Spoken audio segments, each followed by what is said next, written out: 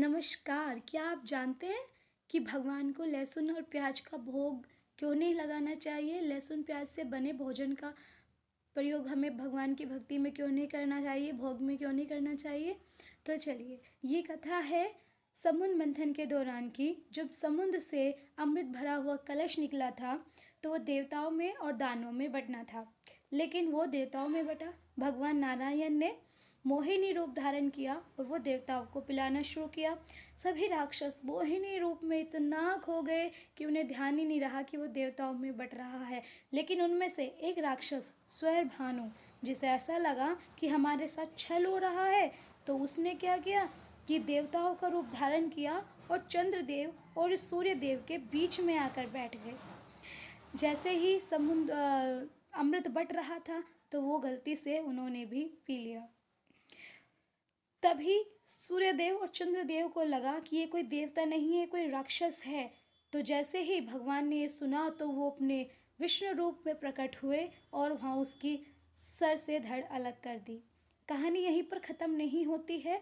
जैसे ही सर से धड़ अलग हुई तो सर से और धड़ से जैसे ही धरती पर कुछ बूंद गिरी तो उसकी जो फसल उगी वो प्याज और लहसुन के रूप में उगी। तभी से ही लहसुन और प्याज को भगवान के भोजन में नहीं उपयोग किया जाता है। ये फसल है, लोग खाते हैं, इसे एक तामसिक भोजन के रूप में प्रयोग किया जाता है। माना जाता है कि एक तामसिक भोजन है, इसलिए भगवान को इसका भोग नहीं लगाया जाता है।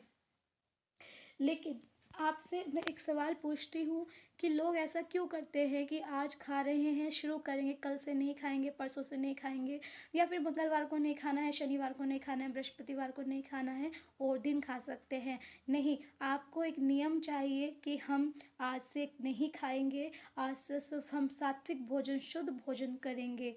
तो आपका जो मन है वो एकांत निष्ठा भगवान में लग जाएगा।